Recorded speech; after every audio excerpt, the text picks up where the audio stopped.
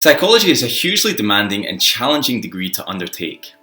Now, everybody has their own reasons for actually going into psychology, but it's of paramount importance that you take care of your own mental well-being as you actually study the topic.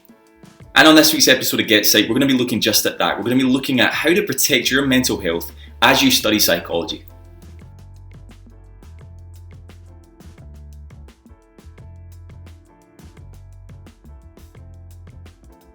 Guys, welcome to another week's episode of GetPsyched, and like I said, this week we're going to be looking at taking care of your own mental health and your own mental well-being while studying the demanding topic of psychology at university.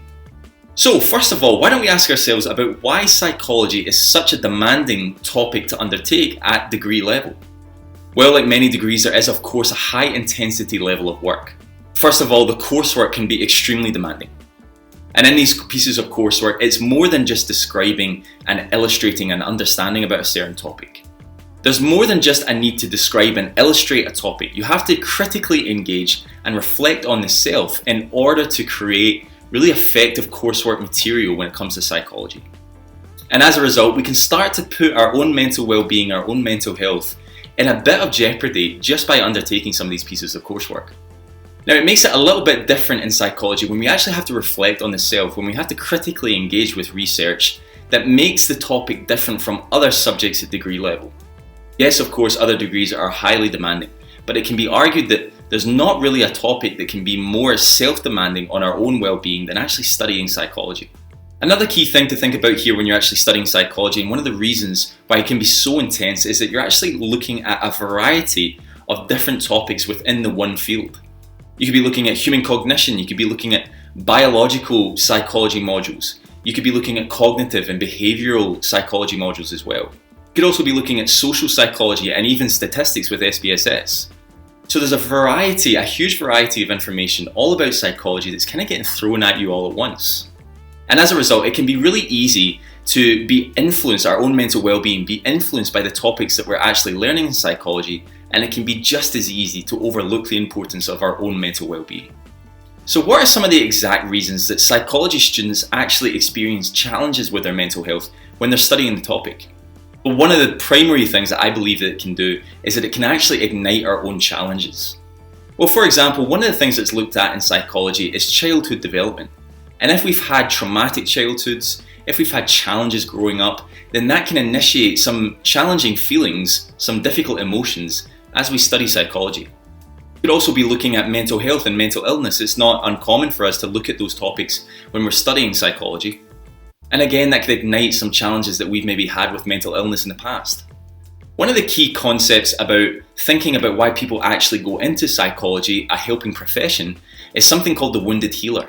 Now, this illustrates that people become psychologists, or in general they become psychologists, or they want to become therapists, because they themselves have been challenged or negatively impacted on a psychological or emotional level. Now, this can be a hugely beneficial thing for you as a psychologist because it gives you an advanced level of empathy already.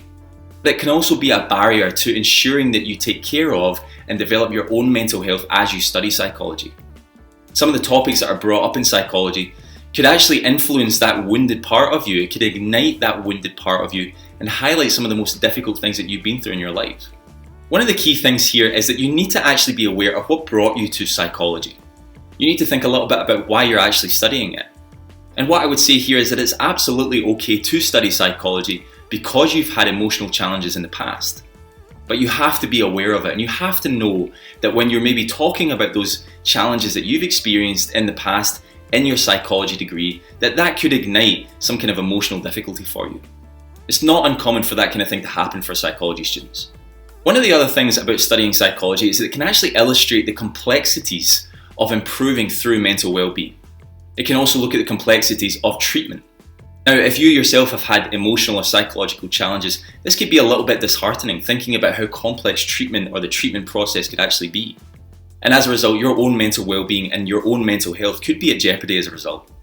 What I would say here first is I'm not trying to deter people from studying psychology, and I'm also not trying to create a negative atmosphere for those that are already studying psychology. I just personally think that this is a topic that needs a little bit more of an understanding. We need to appreciate the mental health and mental well-being of psychology students when they're studying this topic. So how do we recognise challenges in ourselves and in our own mental health when we're studying psychology? Well, we need to be conscious of our stress levels. It's inevitable that in any degree really, you're going to experience a high level of stress at some points throughout the year. But it's also appropriate to understand when that stress or when you're experiencing that stress is irrational and uncontrollable. You can manage your stress, you can control that stress, but you can also elevate that level of stress. You can make it irrational and make it bigger than it needs to be. And it's important that you analyse this. It's important that you know when you're doing this in order to protect your own mental well-being when studying this topic.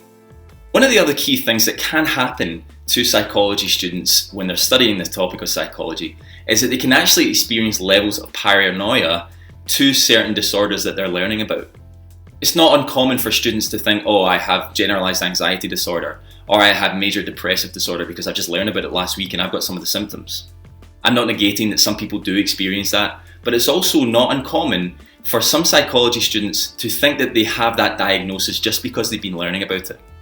The likelihood is you're going to be learning about a lot of really sensitive diagnoses, a lot of sensitive issues in psychology. It doesn't mean that you necessarily have them. You have to sit back, think objectively, and think about yourself as well, and think, do I really have these conditions? Am I just being paranoid?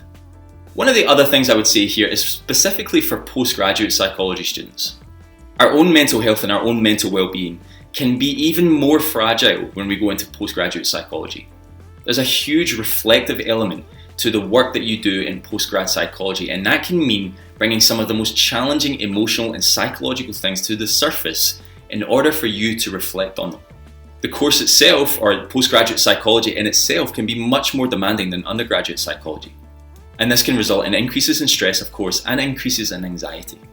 For example, in counselling psychology, there's actually a personal therapy element. I have to go through 40 hours of personal therapy over the full 3 stages of my training and my doctorate in counselling psychology. Now, this is in order for me to understand the therapeutic process more, but it's also to ensure that I'm taking care of my own mental health and my own mental well-being as I'm going through this really challenging time in studying postgraduate psychology. If you're in postgrad psychology as well, it's likely that you're going through placement. And as a result, you can experience a direct lived exposure to people that are going through some of the most traumatic things that you can possibly imagine in their lives. And as a result, it's so important that you take care of your own mental well-being because it can be affected just from what you're perhaps hearing on placement. So what exactly should you be doing in order to be protecting your own mental health as you study psychology? Well, you should be talking to the psychology team at your university first of all. They're psychologists for a reason, and they will understand if you feel that you're having challenges with your own mental well-being due to studying the topic of psychology. So make sure to reach out to them, and that's one of your first ports of call, I think. Another key point is to actually take some time out, take a break and take a bit of time away from your studies. Now this is very hard to do, and you might be at a time right now where it's just impossible to actually detach yourself from your psychological studies. But it's so important that you take that leisure time, it's so important that you take that time away from studying psychology in order to take care of your own mental well-being. Another key tip that I would say here is to actually read something other than psychology. The truth is you'll be reading plenty of textbooks, plenty of books and journal articles all about different concepts of psychology, all about different research and different theories. Perhaps actually taking some time out and reading something that's completely different to psychology could be really beneficial for your self-care. One of the things I've been learning recently about self-care is that self-care actually doesn't necessarily mean just not doing anything. Sometimes what it means is doing something different or doing something opposite to what you've normally been doing. For example, part of my self-care is actually going to the gym.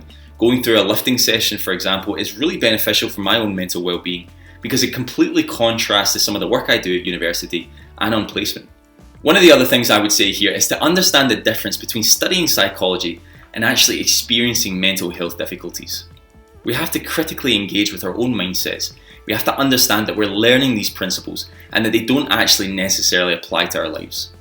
Finally, what I would say here, guys, is if you are really having challenges with your own mental well-being, if you feel like you're having challenges with your mental health due to studying psychology, it's so important that you reach out to therapeutic services and actually perhaps access therapy yourselves. It can be hugely beneficial.